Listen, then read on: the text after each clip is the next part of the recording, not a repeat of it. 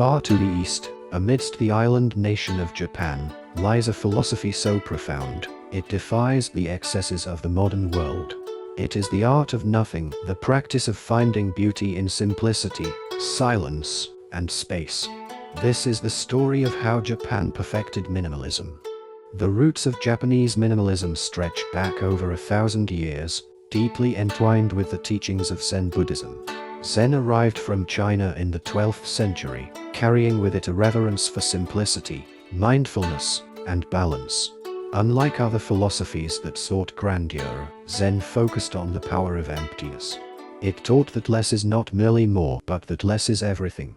To truly understand this philosophy, we must turn to one of its most iconic manifestations, the Zen garden, or Karasansui. These gardens are not what you might expect. There are no vibrant flowers, no flowing water, no lush greenery. Instead, you find rocks, carefully placed, and sand, meticulously raked. Every detail is deliberate. Stones represent towering mountains, ripples in the sand symbolize the flow of water, and the spaces left untouched, they invite contemplation. But the Zen garden is more than a visual experience. It is a tool for meditation. Monks and visitors alike find themselves drawn to the simplicity of its form, reflecting on the idea that what is absent is as meaningful as what is present. It is here, amidst the rocks and sand, that the art of nothing began to flourish. This philosophy did not remain confined to gardens. It permeated the very essence of Japanese life, shaping the spaces where people lived, worked, and rested. Traditional Japanese homes are a striking contrast to their Western counterparts. There are no heavy pieces of furniture, no crowded walls. Instead, these homes embrace openness and light. Tatami mats line the floors, their natural texture inviting bare feet. Sliding screens made of wood and paper allow rooms to transform effortlessly, adjusting to the needs of the moment. Central to this design is the concept of Ma. Ma is the intentional use of space, an embrace of emptiness that allows for possibility and purpose. It is not simply the absence of things, it is the presence of potential. A quiet, open room can be a place for conversation, for meditation, or for nothing at all. The concept of Ma extends to every aspect of traditional Japanese living. Even the smallest details are carefully curated. In the alcove of a room, known as a tokonoma, there might be a single object, a flower in a vase, a scroll bearing calligraphy, or a piece of pottery. These objects are not chosen randomly.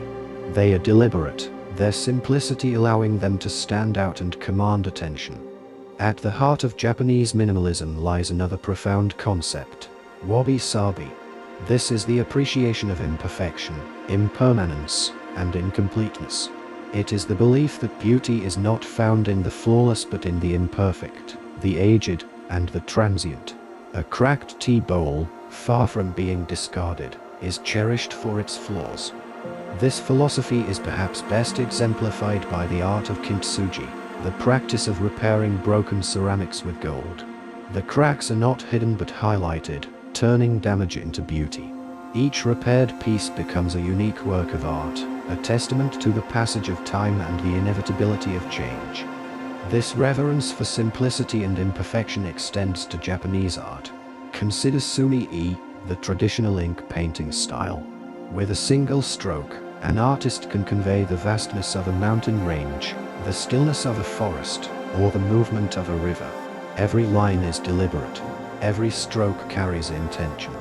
And then there is the art of bonsai. These miniature trees are not merely ornamental.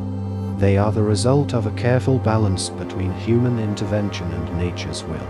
Each branch is pruned, each curve shaped, to create a perfect harmony between restraint and freedom.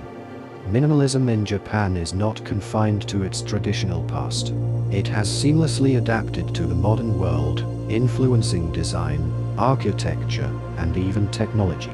In contemporary Japan, brands like Muji exemplify this ethos.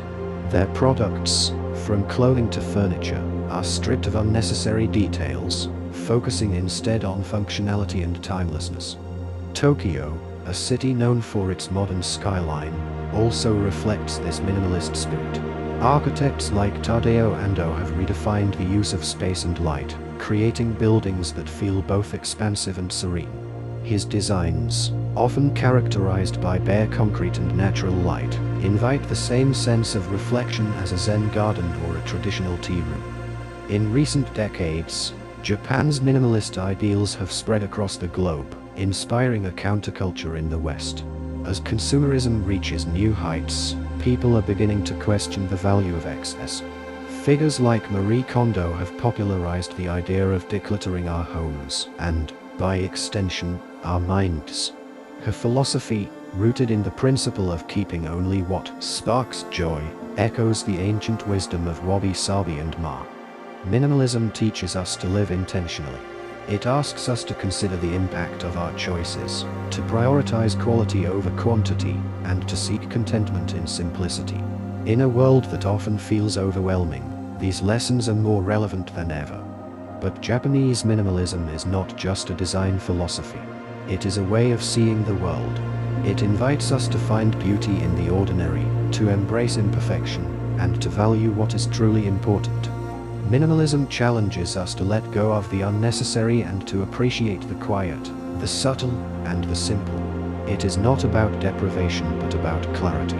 It is about understanding that happiness does not come from what we own but from how we live. In Japan, minimalism is not merely a trend. It is a profound philosophy of life. It is the art of appreciating what is there and what is not. In the spaces between, Japan teaches us to find harmony, beauty, and peace. And in doing so, it offers us the most profound gift of all, the art of nothing.